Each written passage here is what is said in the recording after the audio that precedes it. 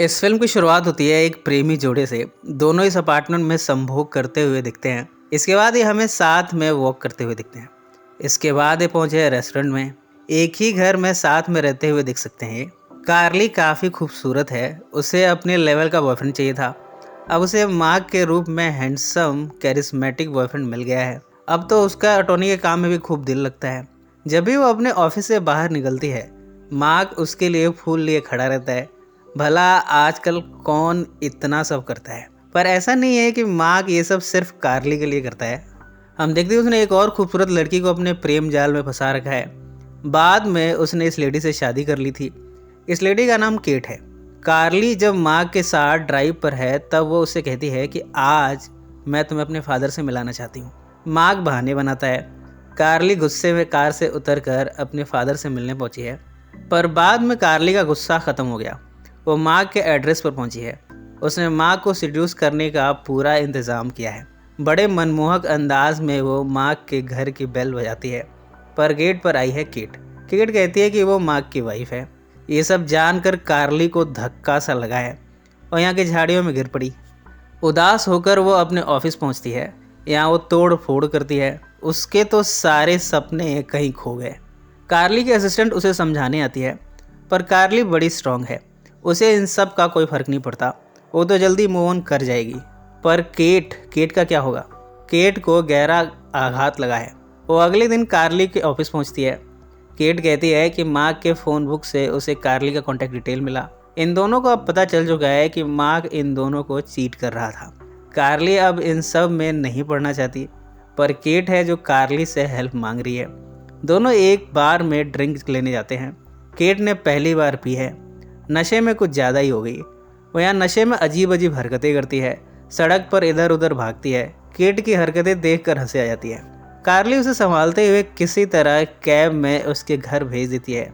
अगली सुबह तो हद ही हो गई। केट अपने डॉग थंडर के साथ कार्ली के डोरबेल को बजा रही है। अब बिना बुलाए मेहमान घर आ जाए तो कार्ली को वही महसूस हुआ जो होना चाहिए। वो केट को अंदर आने देने से इनकार कर देती है। केट बार बार रिक्वेस्ट करती है। मजबूरन कार्ली उससे और थंडर को अंदर आने देती है। दोनों साथ में ड्रिंक लेते हैं। कपड़े बदल बदल कर पहनते हैं। अब इन दोनों गम के मारों की दोस्ती हो गई है। आजकल मार्क मियामी गया हुआ है किसी बिजनेस ट्रिप पर। आज की रात केट ने कार्ली के यहाँ बिताई। थंडर यहाँ घर के हर हिस्से में पोटी कर देता है। कार्ली केट और उसके डॉग और उसके हस्बैंड इन तीनों से छुटकारा चाहती है, पर केट है जो यहाँ से जाने का नाम नहीं ले रही। वो कार्ली से पूछती है कि क्या उसे भी अपनी टांगें शेव करनी चाहिए। मैं अपनी कौन कौन से अंग शेव करूं कि मार्क सिर्फ मेरा हो। कार्ली कहती है कि तुम अपने सारे अंग शेव कर लो। चीटर तो हमेशा चीटर ही रहेगा। जैसे तैसे कार्ली ने केट को उसके घर भेज दिया। मार्क जब घर आया है तब बड़े कॉमिक अंदाज में वो मार्क को सिड्यूस करती है। जब दोनों संभोग करने जाते हैं तब केट को याद आया कि उसे अपने टांगों को शेव करना चाहिए। लिहाजा वो बाथरूम में गई। अपने सारे शरीर पर हेयर रिमूवर लगा लिया। फाइनली अब वो संभोग के लिए रेडी है। वो बाहर आती है। इस समय मार्क फ़ोन पर किसी लड़की से बात कर रहा है। वो केट के सामने ऐसा दिखाता है कि किसी बिजनेस के सिलसिले में किसी आदमी से बात कर रहा है, पर केट समझ चुकी है कि ये ज़रूर कार्ली से बात कर रहा था। केट ने अब मार्क की उम्मीदों पर पानी फेरते हुए संभोग का आइडिया कैंसिल कर दिया। अगले दिन केट कार्ली पर गुस्सा होकर कहती है कि तुम अभी भी मेरे हस्बैंड से कांटेक्ट में हो। कार्ली कहती है कि उसने हफ्तों से मार्क से बात नहीं की है। इन दोनों ने फिगर आउट किया कि इन्हें मार्क पर जासूसी करनी चाहिए। आजकल कार्ली और केट दोनों के पास जब भी मार्क आता है संभोग के लिए, दोनों ही इनकार कर देती हैं। इसका मतलब मार्क आजकल किसी तीसरी के पास जा रहा है। जैसे ही मार्क अपनी कार में बाहर निकला, कार्ली और केट उसका कार से पीछा करते हैं। मार्क एक घर के अंदर जाता है। ये दोनों गेट पर ऊट पटांग हरकतें करते हैं। दोनों झाड़ियों में गिर जाती हैं। यहाँ बड़ी कॉमेडी होती है। इस घर से कुछ लोग बाहर निकलते हैं। ये जब झाड़ी में किसी औरत को इस हालत में देखते हैं तब इनके सामने और भी कॉमेडी होती है। केट का भाई है फिल। आजकल ये दोनों फिल के यहाँ रह रहे हैं। फिल की नज़र जब कार्ली पर आई तब वो अपने आप को उससे आकर्षित हुए बिना रोक नहीं पाई।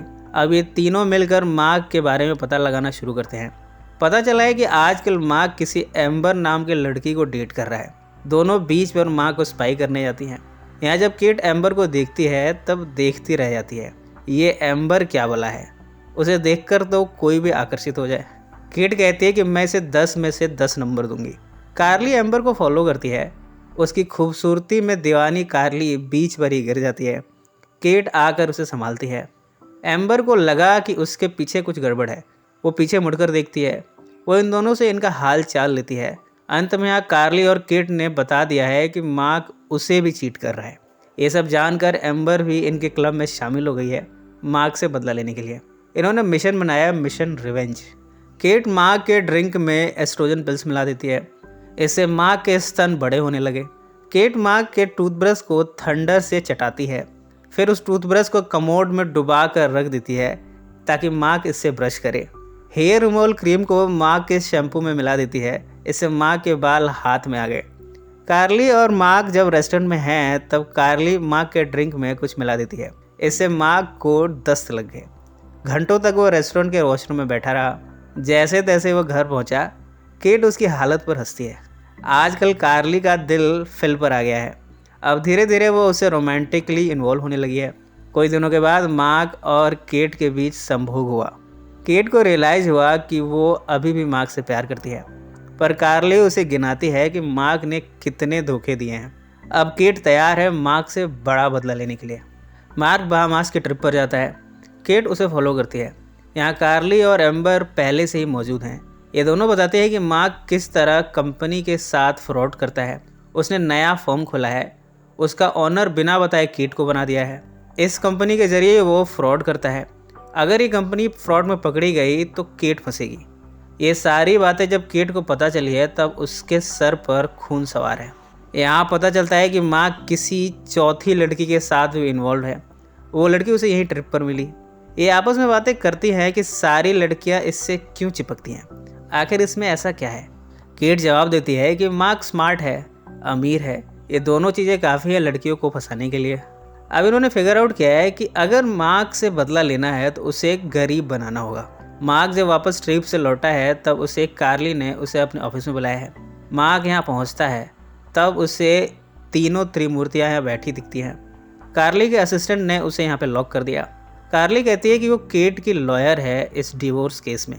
मार्क केट को समझाने की कोशिश करता है, पर केट कहती है कि उसने मार्क के एसेट्स को वापस उन कंपनीज में ट्रांसफ़र कर दिया है जहाँ से उसने फ्रॉड किए थे। मार्क पाता है कि अब उसके पास 0 एसेट है। अब मार्क जेल तो नहीं जाएगा पर बैंकरप्ट हो गया है। मार्क का पार्टनर निक आता है। उसने अब मार्क को इस कंपनी से फायर कर दिया है। मार्क यहाँ शीशे से टकराता है, खून से लथपथ। वो जगह जगह गिरता है। कपड़ों के चिथड़े उड़ गए। उसकी हालत भिखारी जैसी हो गई है। तीनों ने अपनी दोस्ती अब हमेशा कायम रखने की प्लानिंग की है। कार्ली और फिल अब साथ में हैं। इन दोनों का बच्चा होने वाला है। केट ने मार्क की जगह ले ली है। निक के साथ उसने कई सारी कंपनियां खोली हैं। उसकी अच्छी कट रही है। एम्बर को भी एक अमीर बिजनेसमैन मिल गया। आजकल वो उसके साथ वर्ल्ड टूर पर है। इसी नोट पर यह फिल्म समाप्त हो जाती है। सो फ्रेंड्स, फिर मिलेंगे ज़िंदगी के किसी नए मोड़ पर।